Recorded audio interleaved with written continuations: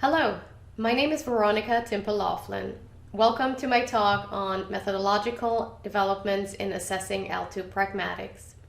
Now, before we jump into the topic, let me briefly tell you a little bit about myself.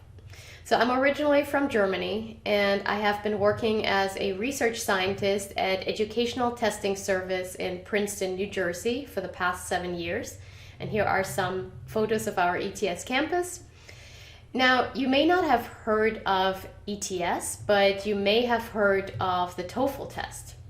So ETS is the organization that produces the TOEFL test. But we actually do a lot more, especially in research. We work a lot in the areas of language learning, language teaching, and language assessment. And so we do a lot of foundational work, and part of what I'm going to present on today is part of that research agenda. So let's see what you signed up for the next 25 minutes. We will be starting off with a very basic question: what is pragmatics? Then we'll look at the history of L2 pragmatics assessment, basically the 3 generations of L2 pragmatics assessment. The first generation, or the first phase, called the cross-cultural socio-pragmatic focus. Then we'll look at the pragmalinguistic and technology phase, and the discursive pragmatics and interaction phase. And then we'll conclude the talk with some recommendations for praxis, so for practical implementations of L2 pragmatics tests or measures. All right, let's get started. Pragmatics is, in a nutshell, defined as the study of language use in context. It has as its core the ability to map form and function with the goal of using language effectively and appropriately relative to a certain communicative context and its interlocutors. Now, that's a very complex definition, but it has certain aspects that are key for conceptualizing pragmatics, namely the ability to map form and function. It usually has a goal, so we're tailoring what we say to a certain goal or purpose. And we do that in a way that is as effective and appropriate as possible relative to the particular context we are in and the interlocutors we talk to. So underlying this rather general definition with the components is the idea that pragmatics is situated between grammatical knowledge and sociocultural knowledge. So grammatical knowledge on the one hand and sociocultural knowledge on the other. To make sense of pragmatics, it's important to understand that it involves both grammar and sociology at the same time. So grammar in this case describes the rules or conventions that govern language. And sociology, on the other hand, describes the conventions that govern what is socially, culturally, and otherwise situationally appropriate. So theorists often make a distinction that was originally proposed by Leach in 1983 between pragmalinguistics and sociopragmatics. So pragmalinguistics constitutes the more linguistic end of pragmatics, or the linguistic strategies and resources needed in order to encode or decode a given utterance. For example, a linguistic strategy for making a request is conventional indirectness, such as here: could you send me the report? While the linguistic resources that you need in order to produce this conventionally indirect request include: you need to know how to make a question, you need to know how to use the right modals, you need to know how to hedge such a question. So pragmalinguistics is rather language specific and more closely interrelated with grammatical knowledge. Now, sociopragmatics, on the other hand, is the sociological interface of pragmatics. And it is concerned with the rules and conventions of situationally, culturally, and socially appropriate and acceptable language use. And this includes knowledge about the taboos, the mutual rights, obligations, and conventional courses of action that apply in a speech community. So social pragmatically competent language users are aware of these conventions. They know the rules behind social distance, relative power, degree of imposition. So in short, they know when, for example, the conventional indirect request here, such as could you send me the report, would be more appropriate to use over a very direct request like send me the report ASAP. So that part is connected to social cultural knowledge. So under pragmatics in general, we have a number of phenomena, and some of them are more closely related or associated with grammar, while others are more closely associated with social cultural knowledge. But when we talk about the construct of pragmatic competence, we're not just concerned with the language user's knowledge of pragmalinguistics and social pragmatics, we're also concerned with how the user can appropriately associate form and meaning in context. So, in a nutshell, pragmatics is the knowledge and ability to use the associations between form and meaning in context. So, as such, pragmatics is a key component of communicative language ability, and it has spurred a flurry of research over the past years in both second language acquisition and language assessment. Now, second language acquisition has investigated more the development of L2 pragmatics. So they have focused on developmental trajectories, cross-linguistic transfer, and language learning processes. And by contrast, research concerned with the assessment of L2 pragmatics has generally focused on the feasibility of assessing social language use. Although both strands of research focus on slightly different aspects, they are both concerned with how to define the nature of pragmatic ability, how to elicit pragmatic behaviors with, using suitable instruments, and how to measure the development of L2 pragmatics. So today, we'll just be focusing on the assessment. So for that matter, we'll now be walking through the three historical phases or three generations of L2 pragmatics assessment. And as we do that, you will notice that the perspective on the construct changes from a rationalist viewpoint towards a more discursive perspective. So let's take a look at that first phase that is primarily concerned with the assessment of cross-cultural sociopragmatics. Assessment of pragmatics in general is a rather young field that originated in the 1990s with a salient study by Hudson, Deitma, and Brown, who developed the first large-scale cross-cultural pragmatics assessment battery to measure Japanese ESL learners' sociopragmatic abilities in using three speech acts: request, refusal, and apology. That assessment battery included two different item types, discourse completion tasks, as well as role plays. And here's an example of a written discourse completion task from that study. So as you see, it features a situation, so it gives you a scenario. In this case, you are to apply for a job in a small office and you need an application form.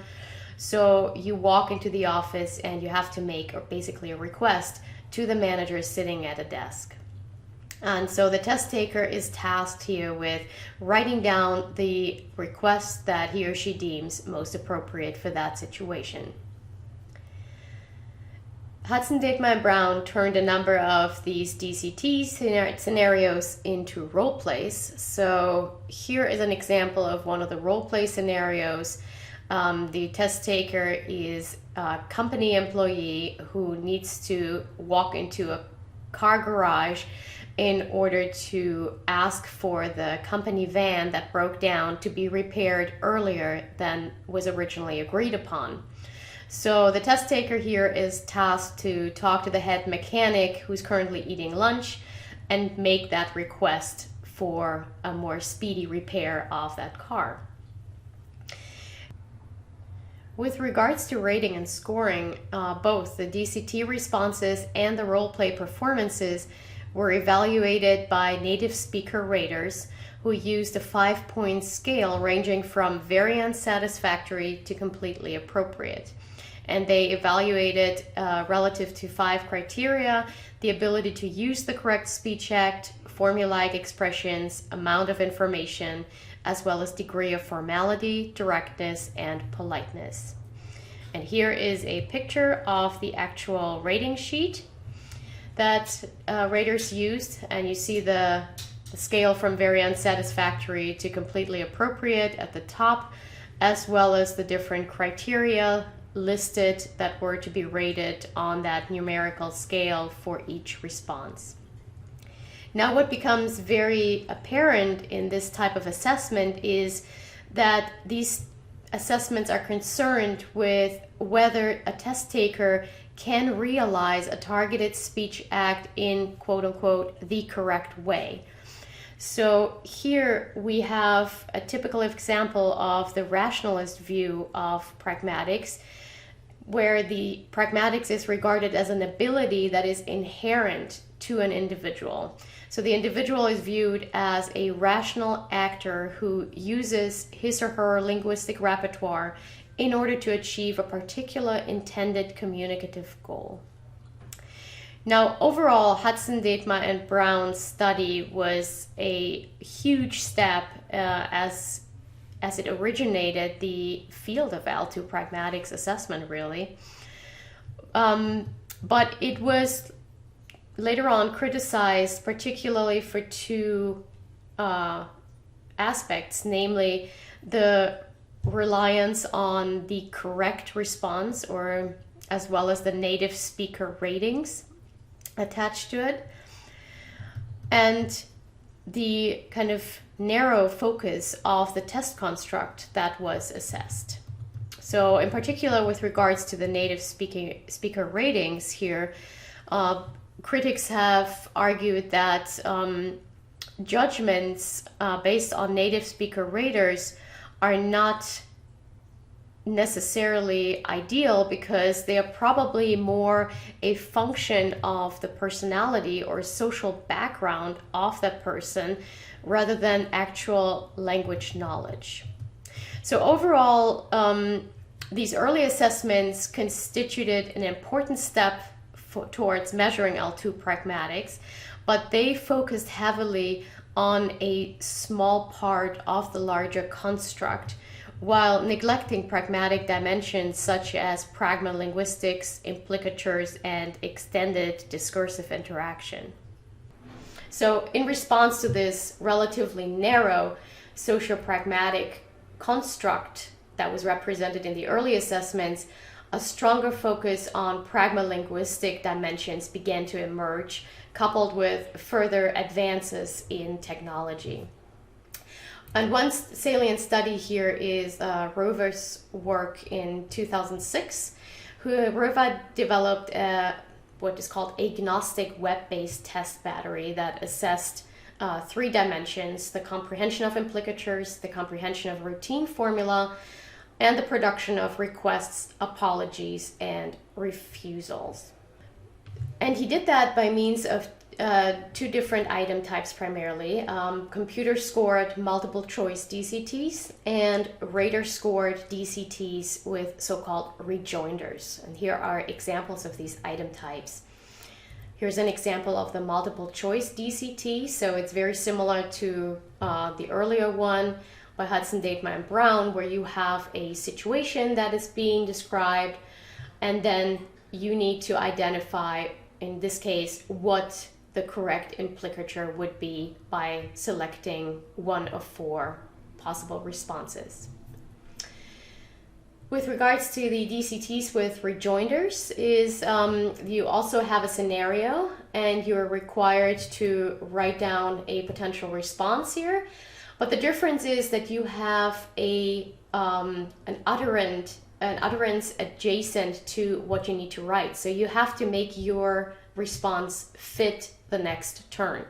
And here the scenario makes it clear that Anna is making a request for a ride, but in order for Bill's response to make sense, Anna's utterance also has to contain an explanation. For example, here, Bill, can you give me a ride to work? My car won't start. So only if learners had the pragmalinguistic ability to provide both the request and the explanation here did they receive a full score. The idea of using rejoinders was later on extended in one of Röva's later studies into what is called the written extended DCTs with rejoinders. So the test takers here were not only tasked to provide a one sentence response, but their task here was to reconstruct the entire conversation. So with regards to rating and scoring, the second generation of pragmatics assessments took a step away from the idea of having test taker responses scored by native speakers, and they used trained raters with knowledge in pragmatics. And those raters then scored each turn on a scale from 0 to 3, with 0 indicating entirely unidiomatic or incomprehensible, and 3 indicating completely idiomatic. And here is a picture of how that scoring system looks like. So you were sitting in front of a computer and indicating the score that you wanted to give to each turn as a rater. So when we look at phase 2 overall, the research conducted in this second generation of L2 pragmatics assessment still operated within the rationalist speech act tradition. But the researchers broadened the scope of L2 pragmatics assessment, shifting it from a somewhat narrower focus on speech acts, politeness, and appropriateness to a more pragmalinguistic orientation with a conventionality correctness focus, if you want. So they also added a stronger focus on reception, and they began to implement technology. But as we saw, their items are still based on written DCTs, and the scoring happened for each turn separately. So, criticism was raised. What about the fact that speakers jointly organize their turns while employing interactional resources and thus accomplish pragmatic actions? So that was one point of criticism, and the other point was context. So if we looked at the items, they were relatively limited with regards to the knowledge they provided on the relationship between interlocutors, as well as the co-constructed nature of pragmatics in talk and interaction. So this criticism actually spurred research within the third phase. And the goal here was to develop a more comprehensive construct representation.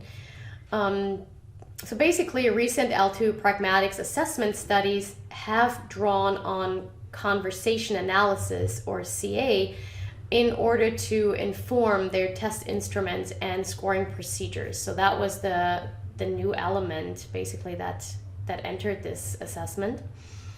They used CA in order to investigate the interactional resources that we use in order to accomplish pragmatic actions in a conversation, and to get a better understanding of the co-constructed sequential unfolding of pragmatic meaning across multiple turns in a conversation. And one researcher who has done that really well is Soo-Jung Yoon. She used an approach rooted in task-based language assessment, discursive pragmatics, and interaction competence. So first she conducted a needs analysis. What are the pragmatic features that we need to know about in the particular context where I want to administer my assessment? And then once she had developed her instrument, she administered it in a pilot study to test takers in that particular target language use context, and conducted an analysis of the language that they used. So bottom line, her test instruments were strongly rooted in in-person role plays, and here is a particular example where as a student you have to go and talk to your professor, so you're talking to a person in a higher position of power, making a request for a letter of recommendation.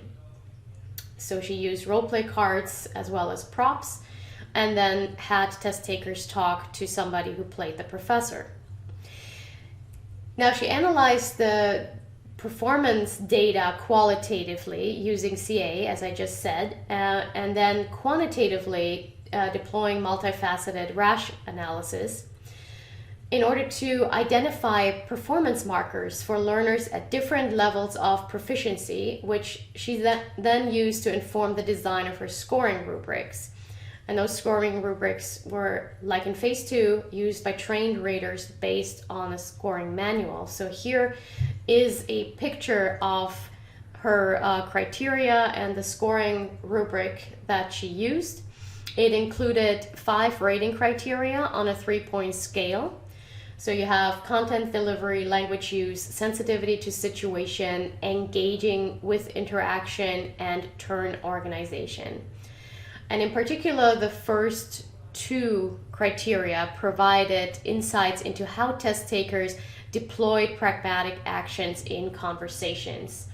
So as you can see, for instance, on the language use, you have very detailed descriptions of the type of language, the linguistic expressions that were used by test takers in the target language use context, and so could then be constitutive focus for scoring.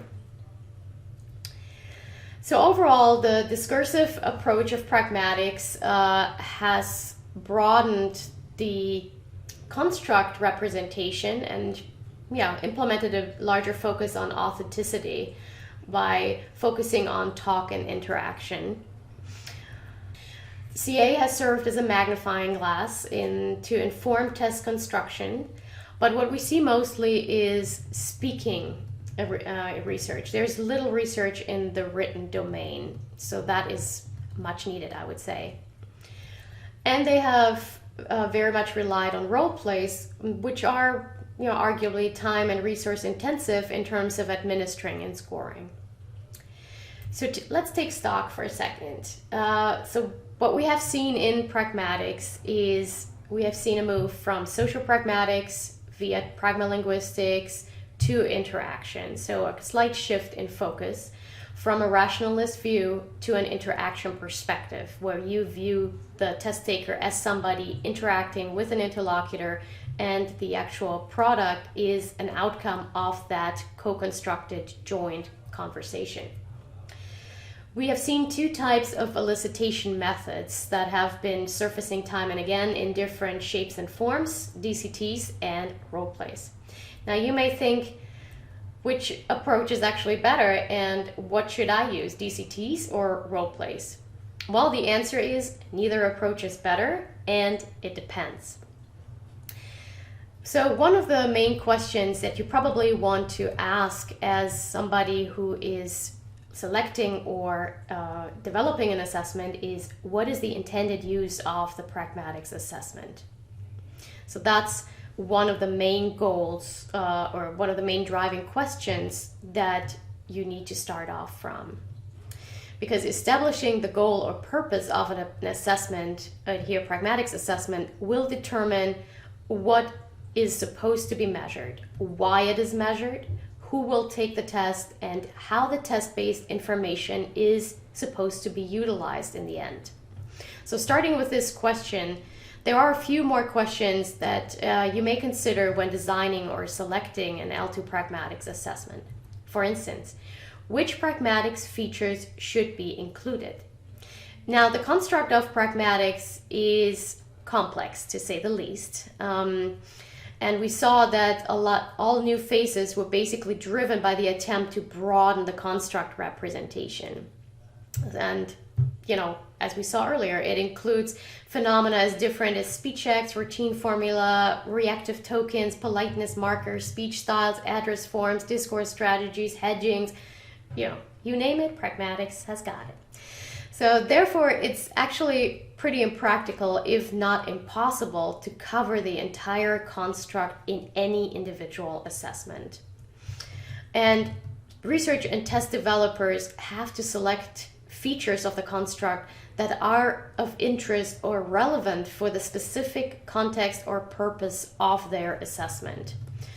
So, in other words, if the goal of an assessment is to find out if a learner in a university setting can ask a professor in a polite and appropriate way for an extension of a term paper, feedback, or letter of recommendation, requests would be the phenomenon that should constitute the focus of the assessment. Now, by contrast, if the goal is to identify a customer service representative who can write polite emails that reassure worried clients, then the pragmatic focus may need to be placed on features such as salutations, tone, or genre. How to write an assurance email, basically. So investigations of the target language use context through observations, through corpora, or research studies can help to determine which pragmatic features to focus on in any assessment. Then there's the question DCTs or role plays. So how do you elicit evidence of the pragmatic phenomena you identified as relevant? So DCTs, in a nutshell, have a number of advantages. For example, they allow for systematic implementation of context variables, they're fairly easy to administer at large, and they're rather efficient with regards to scoring. So overall, they're pretty practical elicitation devices. But then on the flip side, they capture test takers' offline knowledge of certain semantic formula. They are far from actual conversations, and their responses are not constructed under the pressure of real-time communication. Plus, research has found that test takers oftentimes respond in a way that they think they would respond in a real situation, but when actually put into a real conversation, their responses look very different. By contrast, role plays provide stronger evidence of how learners produce and comprehend pragmatic meaning in interaction. But they place cognitive demands on the test taker during the interaction, which may obscure their actual knowledge of pragmatic norms.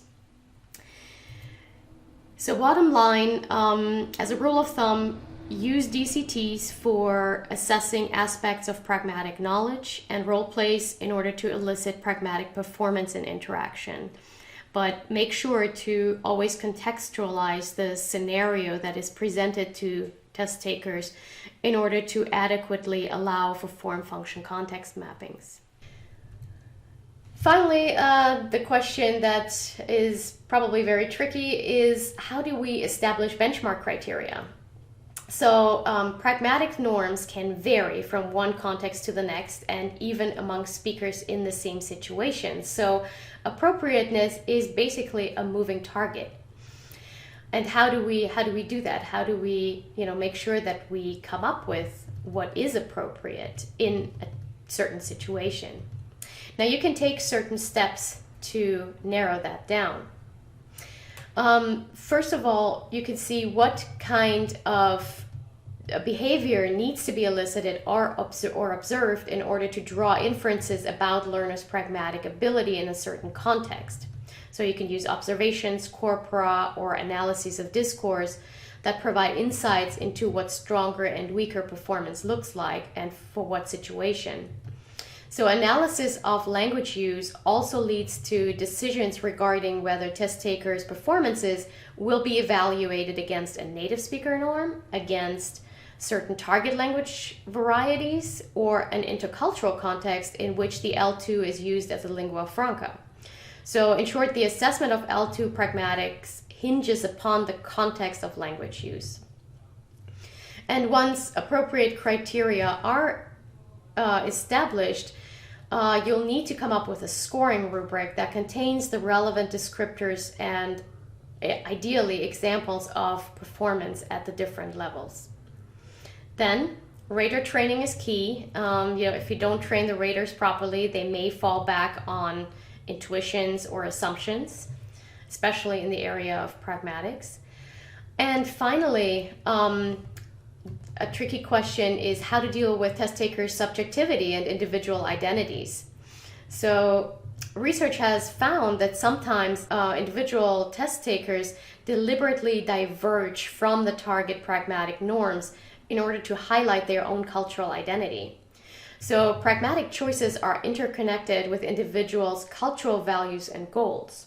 And to not penalize an L2 learner who makes an informed decision in the creation of a unique identity, it may make sense in some contexts maybe to give test takers an opportunity to justify why they adopted a particular register, strategy, or response style by building into the assessment a feedback component that minimizes potential bias and allows test takers to actually verbalize their reasons, and so allows them to show meta-pragmatic awareness. And on that note, thank you very much.